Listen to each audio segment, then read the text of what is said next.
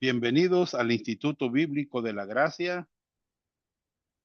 Les saluda el pastor Johnny Zelaya desde la República de El Salvador. Y en esta preciosa tarde vamos a continuar nuestro estudio de la materia, la controversia del señorío de Cristo para la salvación. Una materia muy interesante que estamos llevando a cabo en este instituto, en esta plataforma de Zoom para todos ustedes. Bienvenidos estudiantes, bienvenidos la audiencia que posiblemente nos escuche después, ¿verdad? Vamos a orar. Padre, Padre nuestro que estás en los cielos, te damos las gracias en esta preciosa hora por este tiempo maravilloso que usted nos concede de iniciar nuestra clase de este día, la lección número 3. Así que Señor, le agradecemos por este tiempo. Pedimos su ayuda, pedimos su auxilio, su fortaleza, su sabiduría, que su palabra nos ayude para que podamos entender estas verdades bíblicas. Te pido todo esto en el nombre de nuestro Señor y Salvador Jesucristo. Amén y amén. Muy bien. Hemos estado viendo este tema de la controversia sobre el señorío de Cristo como requisito para la salvación. Y hemos explicado el debate, ¿verdad? O sea, la dicha necesidad de aceptar el señorío de Cristo, de Jesús, para ser salvo. Eh, Quiero decirles que hay muchos hombres, pastores, que manifiestan que es importante que la persona cuando recibe a Cristo lo haga Señor de su vida, ¿verdad? Entonces, hemos visto la posición, que es el Evangelio del señorío de Jesús. Hemos visto también, letra B, los promotores de esta posición. ¿Quiénes son los que han popularizado el señorío de Cristo para ser salvos? Bueno, y vimos muchas personas que están involucradas, ¿va? Vimos pastores famosos, pastores que son muy sabios, pero ellos proponen de que la persona cuando recibe a Cristo debe hacerlo Señor de su vida.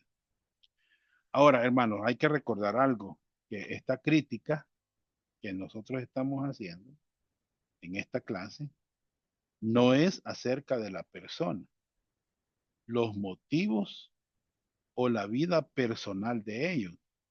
Más bien es sobre la doctrina, o sea, la soteriología de ellos, ¿verdad? Entonces tenemos que tener, nosotros tenemos que irnos a la Biblia para entender todo esto, para explicarlo, ¿verdad? Y por eso es necesario que nosotros en el instituto, ¿verdad?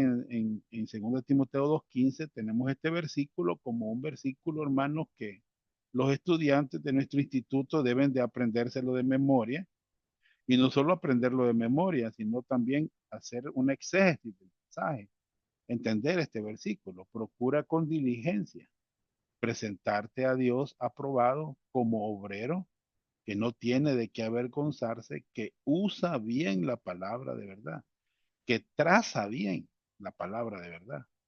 Nosotros tenemos que saberla trazar, hermano, ¿ya? No somos los grandes teólogos, me refiero eh, famosos, pero nosotros necesitamos trazar bien la Biblia, ¿verdad?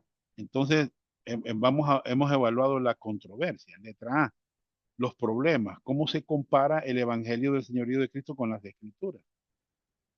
Y vimos, hermanos, vimos aquí, esto ya lo explicamos, que el Evangelio del Señorío de Cristo para salvación distorsiona el Evangelio, porque mezcla obras humanas como la obra completa de Cristo, con la obra completa de Cristo en el Calvario. Y nosotros hemos visto, hermanos, esto, cómo el evangelio del señorío de Cristo distorsiona el evangelio. El evangelio puro que nosotros hemos aprendido, ¿verdad? El evangelio puro. Este, y eso es bueno que nosotros lo entendamos. Por ejemplo, nosotros hemos enseñado en el instituto qué es el evangelio.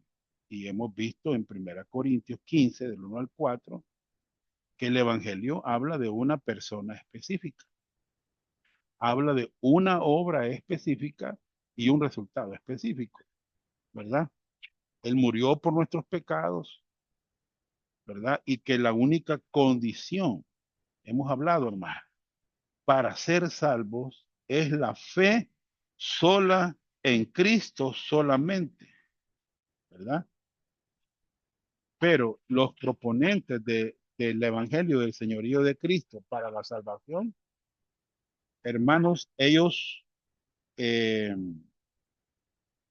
dicen que el Evangelio anunciado por Jesús, dicen ellos, más que todo John MacArthur, es un llamamiento al discipulado, un llamamiento a seguirle en obediencia sumisa, no simplemente una invitación a tomar una decisión o hacer una oración. Ellos dicen que para ser salvo es solo por fe, pero ¿qué quiere decir eso? Dicen ellos. Quiere decir simple dependencia en el Señor. No dicen ellos eso. Quiere decir que usted se arrepiente de los pecados y usted se somete a Dios como Señor de su vida y se compromete a obedecerle todos los días de su vida. Imagínense, hermano. Muy bien. Número dos, otro problema. ¿Cómo se compara el Evangelio del Señor Cristo con las Escrituras? El Evangelio del Señorío de Cristo para la salvación redefine la respuesta verdadera de fe solamente en Cristo, solamente para la salvación. En lugar de esto, requiere que la salvación sea por medio del rechazo del pecado, o sea, que la persona que viene a Cristo tiene que rechazar el pecado totalmente y someterse al señorío de Cristo y hacer una promesa de obediencia. Imagínense, hermano. Hemos visto cuál es la respuesta correcta al Evangelio de la gracia. El carcelero cuando le preguntó qué señores, qué debo hacer para ser salvo. ¿Qué dijeron ellos? Cree en el Señor Jesucristo y serás salvo tú y tu casa. Muy bien, eso es lo que dice la Biblia.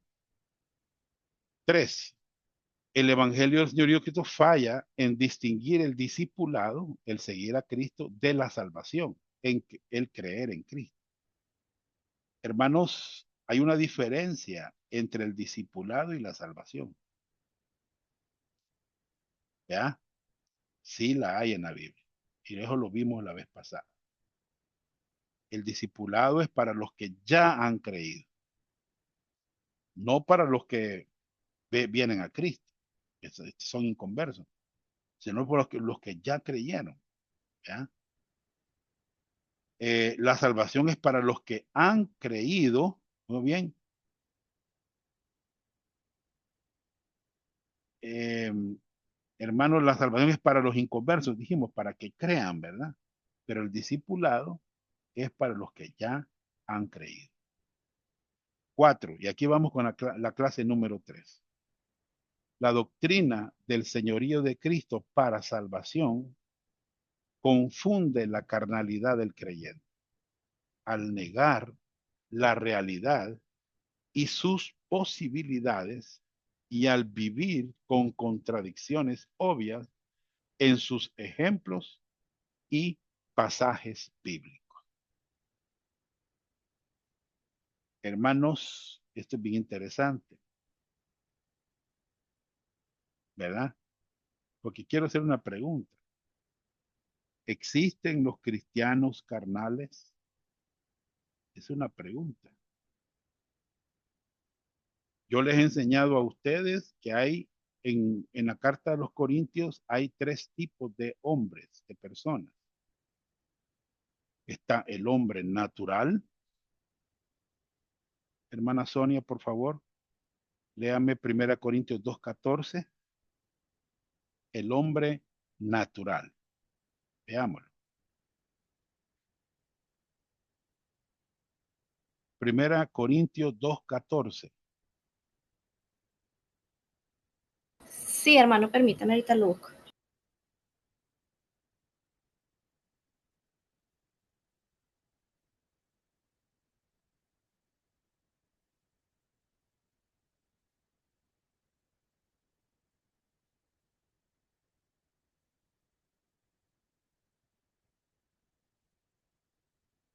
Disculpe, hermano, que no.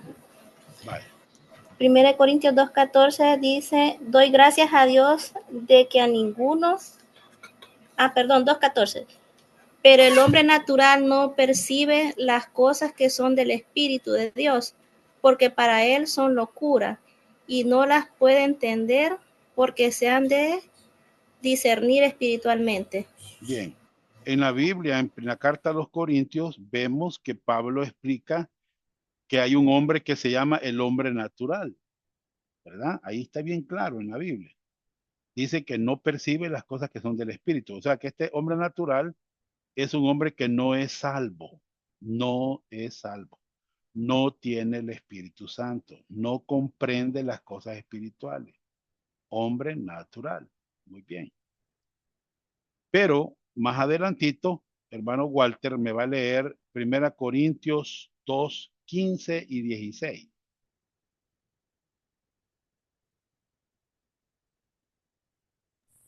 Amén. 1 Corintios 2:15 y 16. Dice la Biblia. En cambio, el espiritual juzga todas las cosas, pero él no es juzgado de nadie. Porque, ¿quién conoció la mente del Señor? ¿Quién le instruirá? Mas nosotros tenemos la mente de Cristo. Gracias. Pablo también habla en la carta a los Corintios del hombre espiritual. Estos son creyentes, salvos, donde el Espíritu Santo está en sus vidas y tienen la mente de Cristo. ¿Ya? El hombre espiritual. Muy bien. Entonces tenemos el hombre natural, el hombre espiritual, y este es creyente. El hombre espiritual es un creyente que camina en el Espíritu. Pero también tenemos el hombre carnal. Vámonos a 1 Corintios. Vamos a irnos a 1 Corintios 3:1. Hermano Walter siempre me lo lee, por favor. Bueno, 1 Corintios 3:1 dice, de manera que yo, hermanos, no pude hablarnos como espirituales, sino como carnales, como niños en Cristo. Muy bien. Si ustedes notan en este pasaje, hermano, en este pasaje, ¿verdad? Primero Pablo les llama a ellos, observen cómo les llama, hermano.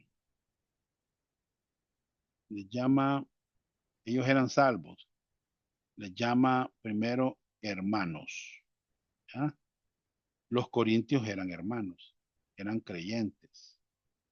Pero él dice que no les pudo hablar como espirituales, sino que les habló como a carnales. Miren, eran hermanos carnales, creyentes carnales. Y tenían en la posición en Cristo. Estaban, dice aquí, en Cristo. Miren, lamentablemente, hermanos, hay creyentes carnales. Eso así es. Son salvos, sí, son salvos. Sí. No le podría llamar a un creyente en Cristo si no es salvo. No le pudiera llamar. Ustedes observan, miren, carnales, miren, carnales, miren, aún sois carnales, miren, carnales, miren, eran carnales, eran creyentes, carnales. ¿Van a ir al cielo? Sí, van a ir al cielo. ¿Van a ser recompensados? Bueno, no, quizás no. ¿Ya? Los carnales, como están viviendo en su carne, no van a ser recompensados y es posible que caigan en una disciplina. Pueden llegar a la disciplina. pero lo que quiero enfatizar primero es que eran carnales. ¿Ya? Vaya, entonces, ¿existen los cristianos carnales? Sí. 1 Corintios 3:1. ¿Puede el cristiano verdadero vivir en carnalidad constante? Sí, hermano. Usted lee el versículo 3, mire, dice, porque aún sois carnales. Todavía. Cuando yo veo un creyente carnal y es un niño en Cristo, veo que está estancado en su vida espiritual. Está estancado, hermano, ¿verdad? Entonces, ellos eran carnales, ¿verdad? Carnales. Bien. Siguiente pregunta. ¿Disciplina a Dios al creyente que vive en pecado? Fíjense, hermanos, que a mí me pasó algo. Yo di una enseñanza sobre esto de los corintios, ¿va? Que eran carnales y estaban pastores ahí, ¿va? Y les digo yo que a los carnales Dios los disciplina. De hecho, sí, sí los disciplina. ¿Ya? Está en Hebreos 12, 5 al 11. Miren, veámoslo. Hebreos 12, 5 al 11. Y habéis ya olvidado la exhortación, o sea que a estos carnales, estos creyentes que eran niños, necesitaban ser exhortados. Y como a hijos se os dirige, eran hermanos, hijos. Y vuelve a decir, hijo mío, miren, hijo mío. No menosprecies la disciplina del Señor, ni desmayes cuando eres reprendido por él, porque el Señor al que ama, o sea que la disciplina, hermanos, es en amor. ¿Vea? Dios ama a sus hijos, los disciplina, ¿vea? Y también los azota. Porque el Señor al que ama, disciplina y azota a todo el que recibe por hijo. Ustedes saben que un hijo, cuando uno está criando un hijo, yo tengo 3 hijos, 2 varones y una hembra. Y quiero decirles que mis hijos no son la gran perfección, digamos, en cuanto a la espiritualidad, pero son creyentes. ¿Han pasado algunas veces ellos por carnalidad? Sí, han pasado. Pero yo como padre los he disciplinado. O sea, yo los he disciplinado. A veces he llegado hasta el castigo con ellos. Eso era antes, pues ya están hombres ellos, ¿verdad? Cuando estaban cipotes, ¿verdad? Pero yo, porque los amaba, los disciplinaba, ¿verdad? Entonces, eso hace Dios también, ¿verdad? Dice, si soportáis la disciplina, Dios os trata como a hijos. Porque ¿qué hijo es aquel a quien el padre no disciplina? O sea, que los padres tenemos esa responsabilidad. Pero si se os deja sin disciplina, de la cual todos han sido participantes, entonces sois bastardos y no hijos. ¿Ya?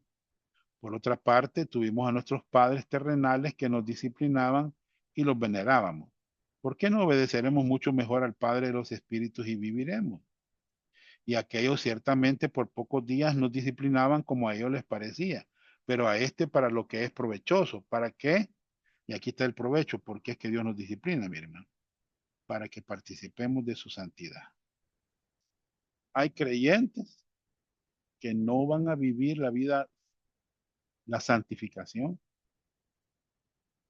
ese proceso de santificación por ser carnales, pero Dios va a permitir que ellos participen de su santidad disciplinado. Yo tengo un miembro que tiene una enfermedad que es insuficiencia renal y él estuvo rebelde toda la vida, hermano. Desde joven lo invitábamos al culto, recibió a Cristo, pero él siguió en su carnalidad sin quererse congregar por muchos prejuicios que él tenía en su mente y siguió todavía en eso. ¿Va? El hermano murió de insuficiencia renal, papá murió de insuficiencia renal a él le detectaron no hace mucho, el año pasado, la insuficiencia renal también. Ahora que tiene insuficiencia renal, se congrega. Hoy sí. Está bien, gloria al Señor. Está participando de su santidad. Es verdad que ninguna disciplina al presente parece ser causa de gozo, sino de tristeza, pero después da fruto apacible de justicia a los que en ella han sido ejercitados. Entonces, hermanos, Dios disciplina a sus hijos. Hay muchos pasajes más que nos enseñan que Dios disciplina. ¿Qué enseñan los proponentes del Evangelio del Señor de Cristo sobre la carnalidad? O sea, ¿qué es lo que enseñan ellos? ¿Verdad? Quiero enseñarles algo. Dicen que no existe la carnalidad cristiana. Es contradictorio, hermanos, porque la Biblia está llena de ejemplos, ¿verdad? Claro, no buenos, ¿verdad? De creyentes que fueron carnales. Veamos qué dice John MacArthur. Dice así, mira. La salvación, dice John MacArthur, él escribe, ¿verdad? No se trata de mejorar o perfeccionar lo que ha existido previamente. Es una, dice John MacArthur, mire, y quiero que lo vean ustedes, hermanos. Es una, aquí está, mire, lo que dicen, cuando alguien recibe a Cristo, dice que es una transformación total. Dice que eso se da en el nuevo nacimiento. Una persona llega a ser una nueva criatura. Las cosas viejas pasaron y aquí todas son hechas nuevas. No es que simplemente recibe algo nuevo, sino que llega a ser una nueva persona. Y dicen ellos, miren, la nueva naturaleza no es agregada a la antigua naturaleza, sino que la reemplaza. O sea que ellos creen que cuando alguien viene a Cristo, la naturaleza pecaminosa es quitada, digamos así. Y, y, y, y, y el creyente tiene una nueva naturaleza. La persona transformada es un ser completamente nuevo. Terminología bíblica. Entonces, no dice que es un cristiano que tiene dos naturalezas diferentes. Él tiene solamente una naturaleza, la nueva naturaleza en Cristo. Dicen los del señorío de Cristo, los proponentes, hermano. John MacArthur, buen pastor, hermano. John MacArthur escribe, el viejo yo muere y el nuevo yo vive. Ellos no coexisten. No es un residuo de la vieja naturaleza, sino es un vestigio residual de la carne pecaminosa que causa que el cristiano peque. El cristiano es una persona nueva, única, una creación totalmente nueva. No es un esquizofrénico espiritual.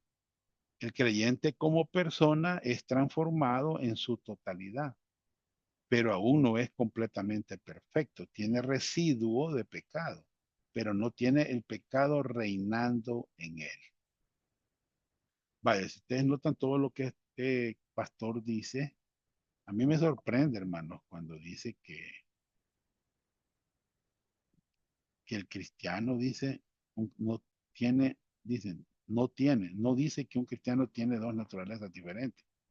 Él tiene solamente una naturaleza. Eso me sorprende, porque hermanos, nosotros tenemos dos naturalezas, la pecaminosa y la nueva naturaleza. ¿Me entiendes? ¿Me puede leer, hermano Walter, primera de Juan 1:7?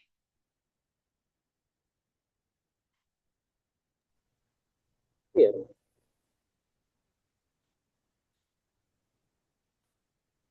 primera de Juan 1, 7 7. dice, Sí. ¿no? Ajá. Pero si andamos en luz, como Él está en luz, tenemos comunión unos con otros. Y la sangre de Jesucristo, su Hijo, nos limpia de todo pecado. Ahora el 8. Dice el versículo 8. Si decimos que no tenemos pecado, nos engañamos a nosotros mismos. Y la verdad no está en nosotros. Bien. Aquí la palabra pecado no se refiere en la Biblia a los frutos, ¿entiendes? Sino a la raíz, a la raíz. O sea, ¿Cuál es la raíz entonces? Es la naturaleza pecaminosa. Si decimos que no tenemos pecado, es la naturaleza pecaminosa. Juan se incluye, ¿ya? Juan se incluye. Muy bien. John MacArthur escribe, se ha discutido mucho sobre la relación del viejo yo y el nuevo yo. Muchos sostienen que en el momento de la salvación los creyentes reciben una nueva naturaleza, pero que también tienen la vieja naturaleza, de modo que la salvación es una adicción, no una transformación. Esa visión, sin embargo, no es precisamente consistente con la enseñanza bíblica. Esto está en el comentario MacArthur del Nuevo Testamento de Colosenses y Filemón. Entonces, hermanos, ellos creen que no podemos tener una naturaleza pecaminosa. No la tenemos. ¿Verdad? John MacArthur escribe, en la salvación la vieja naturaleza fue quitada. Y luego cita 2 Corintios 5:17 y Romanos 6:6. Nosotros creemos que la naturaleza pecaminosa no es quitada, sino que es neutralizada. ¿Me entienden? La salvación es transformación. La vieja naturaleza se ha ido, ha sido reemplazada por la nueva naturaleza. Está en el comentario MacArthur del Nuevo Testamento. Para que, si ustedes lo quieren investigar, ¿va? Pero él dice eso, hermano. Que la vieja naturaleza es quitada. Y no, hermanos. Esa está ahí, dentro de nosotros, neutralizada. Hemos sido libres del poder de la naturaleza pecaminosa. Léame Romanos 6:6, por favor, hermano Walter. Sí, Romanos 6:6 dice, hermano, sabiendo esto, que nuestro viejo hombre fue crucificado juntamente con él, para que el cuerpo del pecado sea destruido, a fin de que no sirvamos más al pecado. Muy bien. La palabra destruido ahí no es que es quitado. Y eso lo vamos a ver en Romanos, hermano, ¿verdad? Detenidamente. Es neutralizada nuestra naturaleza pecaminosa. Fuimos libres del poder que tenía la naturaleza pecaminosa en nosotros. Hemos sido libres. Ya no nos domina, ya no nos gobierna. ¿Verdad? Algunas enseñanzas de John MacArthur. Ustedes lo conocen. Miren lo que dice. Los cristianos nunca serán avergonzados ante el tribunal de Cristo. Marcas de un verdadero creyente. Ver también comentarios de la Biblia de Estudio MacArthur. ¿Qué les parece? Nunca serán avergonzados.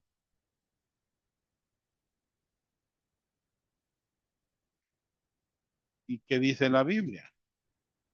Vámonos a 1 Juan 2:28. Hermana Sonia, por favor. Dice, y ahora, hijitos, permaneced en él, para que cuando se manifieste tengamos confianza para que en su venida no nos alejemos de él avergonzados. Muy bien. Gracias. Sí, algunos creyentes van a estar avergonzados delante del Señor por su carnalidad. ¿Vea? Pero aquí él dice que no. ¿Vea? Bien. Hermanos, entonces, ¿para qué es el tribunal? Y eso lo vamos a ver más adelante. ¿Vea?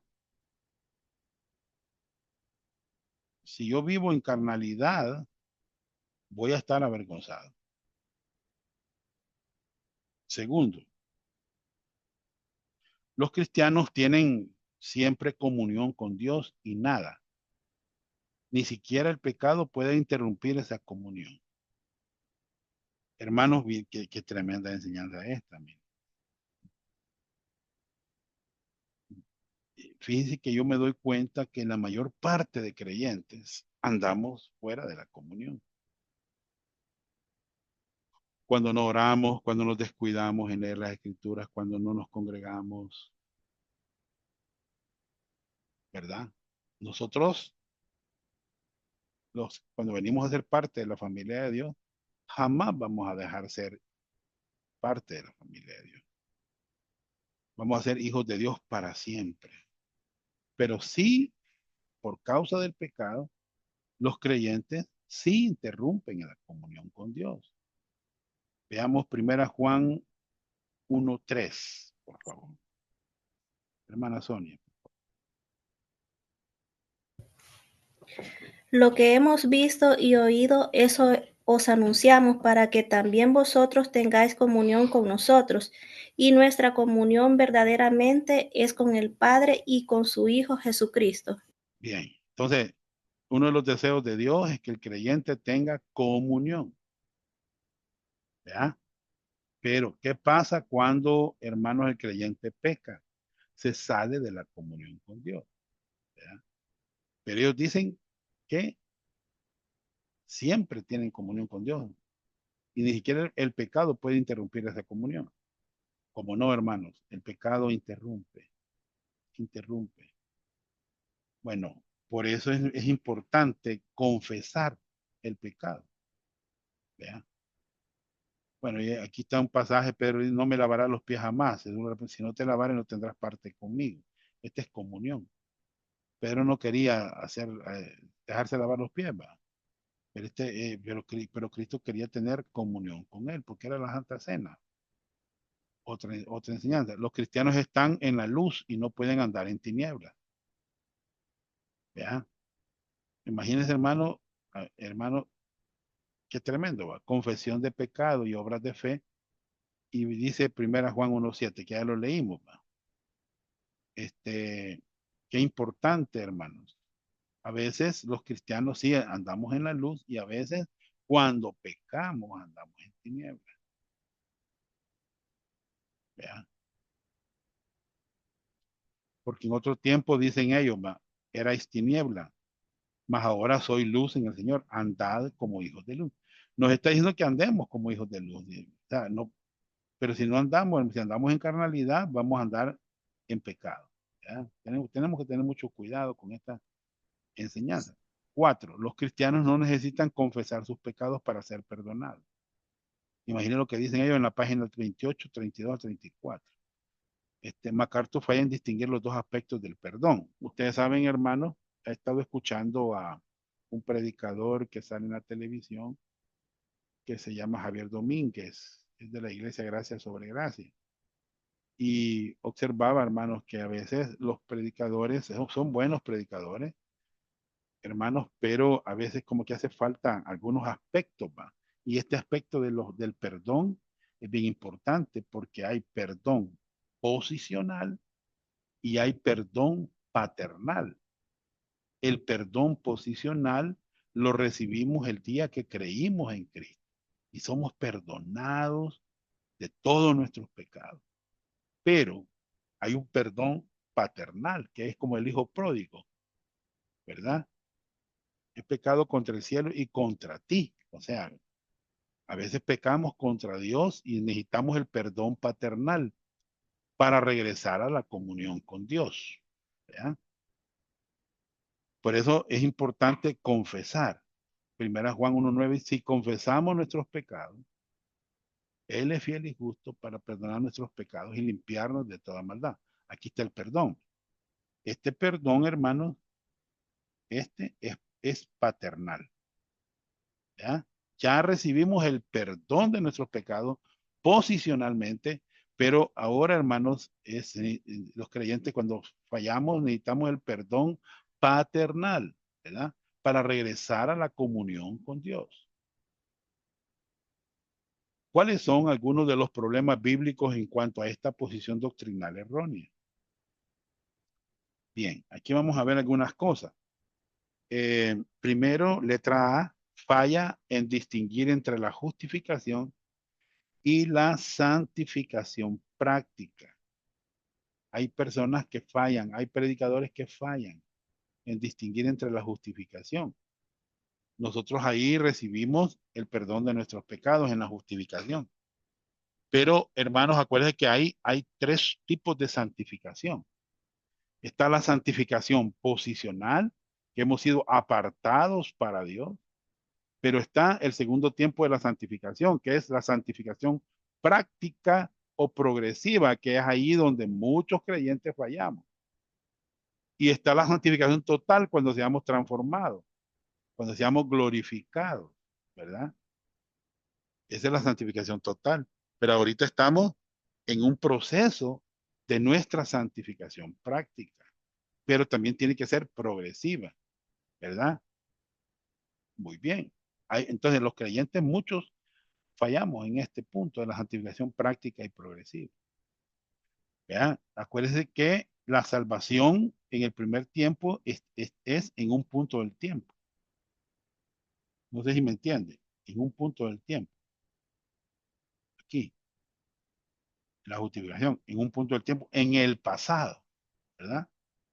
Pero también está la santificación práctica y progresiva, que esto es un proceso de tiempo, hermano. Esto es en el presente que estamos viviendo nosotros. Necesitamos ser salvos del poder del pecado en la vida diaria. Por eso necesitamos renovar nuestra mente con la palabra de Dios, ¿entiendes? Para poder, hermanos, tener esa santificación práctica y progresiva.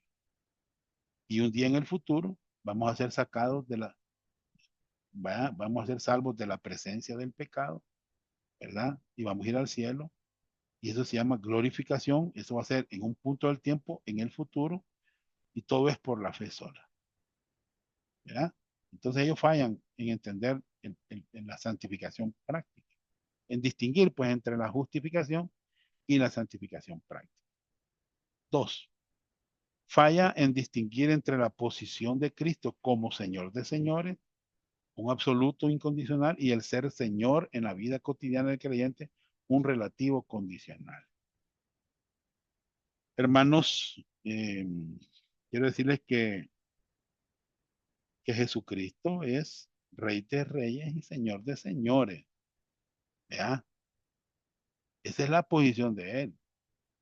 Él será Rey de Reyes, Señor de Señores. Eso es algo categórico, algo definitivo, algo tajante, que no lo podemos nosotros, hermanos, evadir. Él es Señor, aunque muchos creyentes no han hecho a Cristo Señor de su vida, pero Él es Señor, hermano. Eso es una realidad. O el ser Señor en la vida cotidiana del creyente, un relativo condicional. O sea, esa es una condición necesaria, hermano, y se puede cumplir si el creyente se somete al señorío de Cristo. ¿Me entienden? Si ustedes leen Efesios 4:8, este es un pasaje, no sé si está aquí, a ver si, por lo cual dice, subiendo a lo alto, el Señor va, llevó cautiva la cautividad y dio dones a los hombres.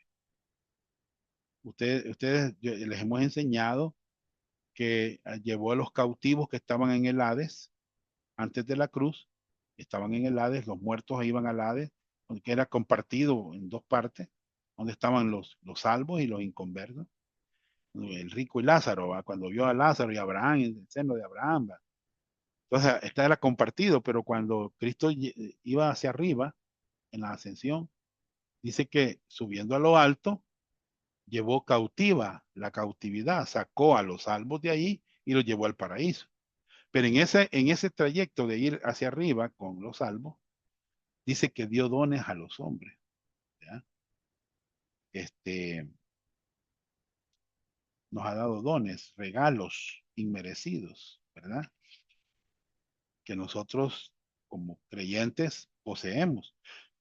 Eh, hermanos, entonces Pablo usa en este pasaje una ilustración del Salmo 68, donde el líder regresa de la batalla con el botín obtenido en su victoria, o sea, Cristo, ¿verdad? Y siendo exaltado delante de su pueblo, reparte generosamente su botín entre sus seguidores, Por su muerte y resurrección, Cristo derrotó a Satanás, rescatando a los cautivos y dándoles dones para la edificación del cuerpo de Cristo. Entonces nosotros como predicadores, como pastores maestros, necesitamos enseñarle a la gente el señorío de Cristo, pero es ya para personas que son salvas, para que ellos aprendan a someterse a Jesucristo ya siendo salvos, no a los inconversos, hermanos, porque no pueden ellos realmente someterse, ¿verdad? Para salvarse, pero sí pueden ellos después de la salvación, hermanos, recibir esa bendición de someterse al señorío de Cristo. Entonces, ¿cuáles son algunos de los problemas bíblicos en cuanto a esta posición doctrinal errónea? Letra C. Fallan en su aplicación a varios ejemplos bíblicos. ¿Entiende? Por ejemplo, aquí tenemos a Lot. ¿Ustedes conocen a Lot? Si yo les preguntara, hermanos, hagamos ¿cómo se le llama eso, hermanos? Una biografía, digamos así, de este creyente que se llamaba Lot. Vamos a ver cómo era este creyente. Quiero que hermano Walter me lea segunda de Pedro, eh, capítulo 2, versículo 6, 7. Segunda de Pedro, capítulo 2, Sí, versículos 6 y 7. Dice, y si condenó por destrucción a las ciudades de Sodoma y Gomorra, reduciéndolas a ceniza y poniéndolas de ejemplo a los que hablan de vivir impíamente, y libró al justo Lot, abrumado por la nefanda conducta de los malvados. siga leyéndolo. Versículo 8.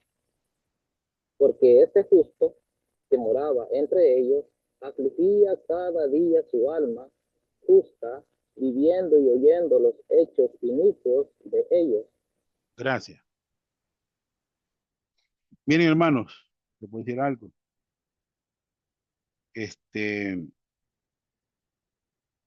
Si yo les preguntara a ustedes, ¿vemos algún fruto piadoso en la vida de Lot? ¿Qué me dijeran ustedes?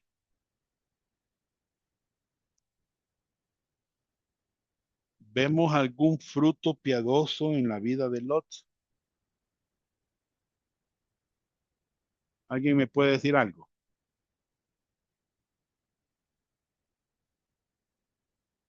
Considero que no, hermano. Correcto. Le pregunta a Abraham, yo veo que nos peleamos entre tus pastores y los míos. Si tú vas a la derecha, yo voy a ir a la izquierda, ¿verdad? Entonces viene Lot y ve el Jordán, que era de riego. Y dice, pues aquí me voy a ir yo, ¿verdad? Va, está bien, le dice Abraham. Ahí fue un poco bien egoísta, hermano, porque hubiera dejado al tío que él decidiera, pero él decidió, ¿verdad? Si ustedes ven la familia de él, la esposa, las hijas, cómo eran ellas, prácticamente amaban el mundo. La mujer de él volvió a ver atrás, las hijas planearon tener relaciones sexuales con él y ahí nacieron los amonitas y los moabitas, pueblos que fueron enemigos del pueblo de Israel. Terrible, hermano. O sea, si nosotros buscáramos algún fruto piadoso en la vida de Lot, no lo encontraríamos. Veamos, vamos a ver perdón, si vamos a ver perseverancia en la vida de Lot. Perseverancia, no se mira, hermano. Mejor perseveró en el pecado, en la carnalidad, pero era salvo. ¿Por qué digo que era salvo? Porque si no fuera por segunda de Pedro, hermano, yo no diría que iba a ser salvo. ¿Cómo lo llama Pedro a Lot? Lo llama justo, justo. Este justo. O sea, él era un creyente carnal, ¿verdad? ¿Qué problemas, hermano? Lamentablemente, una vez nos preguntaron a nosotros, y en su iglesia hay creyentes carnales. Y todos los pastores, amén, decíamos todos, ¿no? Y ustedes son carnales. Le preguntan a los pastores, y un silencio completo. Todos ahí calladitos, ¿va? Pero sí, hermano, hay carnalidad en las iglesias, en los creyentes, ¿verdad? Pablo lo dice a los corintios, ustedes son carnales. Letra D, falla en dar una explicación lógica del juicio de los creyentes ante el tribunal de Cristo. Ustedes saben, hermanos, que hay dos juicios, ¿no? Hay un juicio para creyentes y hay un juicio para inconversos, ¿verdad? Ustedes conocen esos juicios. Por ejemplo, para creyentes se llama el tribunal de Cristo. Para los inconversos se llama el juicio del trono blanco. No voy a hablar de crino, del juicio del trono blanco, que es para inconversos, es para gente que no es salva, pero voy a hablar del tribunal de Cristo, el juicio a los creyentes. Hermanos, ellos fallan. Veámoslo, por favor. Conforme a la gracia de Dios, 1 Corintios 3, 10 al 15, que me ha sido dada. Yo como perito arquitecto puse el fundamento y otro edifica encima, pero cada uno mire cómo sobreedifica, porque nadie puede poner otro fundamento que el que está puesto, el cual es Jesucristo. Todo creyente tiene un fundamento, hermano. Y si sobre este fundamento, o sea que los creyentes, hermanos, pueden edificar de dos maneras, ¿ya? Sobre este fundamento. Del 12 lo dice. Y si sobre este fundamento alguno edificare, y aquí están las dos maneras de edificarme, oro, plata, piedras preciosas. Esta es una manera de edificar sobre el fundamento. Y hay otra manera, madera, heno, hojarasca. Quiero decirles que las primeras tres, oro, plata, piedras preciosas, estas son hechas en el espíritu. Cuando un creyente camina en el espíritu, cuando un creyente crece, va creciendo, hermano, ¿verdad? Pero hay otra manera de edificar sobre el fundamento, que es cuando el creyente camina en la carnalidad y se estanca en la vida cristiana y su crecimiento se estanca. Entonces, ellos edifican sobre el fundamento con madera, heno y hojarasca. Y dice Pablo a los corintios, a los carnales, la obra de cada uno se hará manifiesta, porque el día la declarará. O sea, esto va a ser en el tribunal. Pues por el fuego será revelado. Entonces le van a poner fuego a las obras. Y la obra de cada uno, cual sea, el fuego la probará. Si permaneciera la obra de alguno que sobreedificó, ¿qué va a pasar? Bueno, va a recibir recompensa. Si la obra de alguno se quemare, o sea, la madera, heno, hojarasca, él sufrirá pérdida. ¿Qué pérdida, hermano? No la salvación, porque dice, si bien él mismo será salvo, él va a ir al cielo, aunque así como por fuego. ¿Ya? Pérdida de las recompensas, porque ese es el contexto. Se recibirá recompensa. Esa es la pérdida que él va a tener. No va a recibir recompensa por vivir en la carnalidad. Por eso algunos van a estar avergonzados. Pudieron haber vivido la vida cristiana, hermanos, la pudieron haber vivido porque Dios nos ha dado todos los recursos para poder vivir la vida cristiana. Todos a nuestra disposición. Lamentablemente, no todos los creyentes toman esos recursos. Yo tengo una hermana que a mí me sorprende. ¿Sí? Dice ella que ella no toma agua, dice. Qué raro, ¿va? Porque café sí toma, ¿va? Pero agua no toma, dice. Qué raro, hermano, porque ese recurso está disponible, pues. ¿Cómo se pone a creer que no voy a tomar agua yo, hermano? Si el agua es importantísima para mi vida, es un recurso que Dios me ha dado. Entonces en la Biblia hay recursos que Dios nos ha provisto, pero la gente no los toma, ¿verdad? No los toma.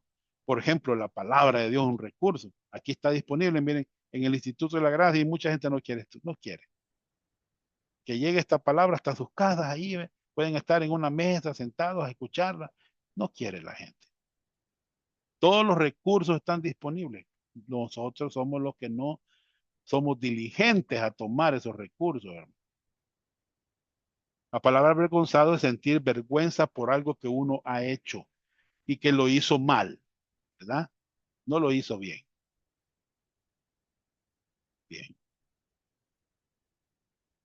Entonces, ellos fallan en la explicación, en dar una explicación lógica del juicio de los creyentes ante el tribunal.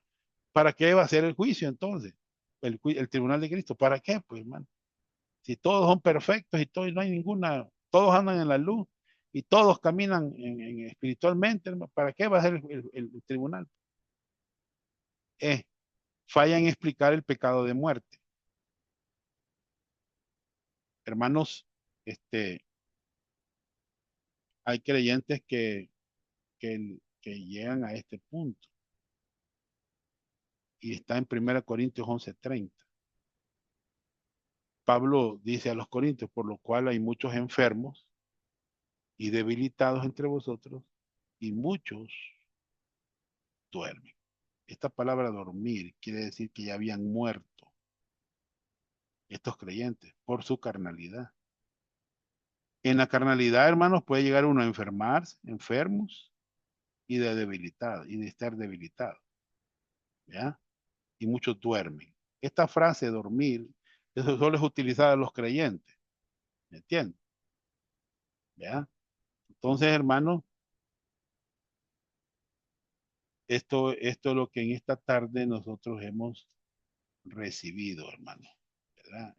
Esta clase.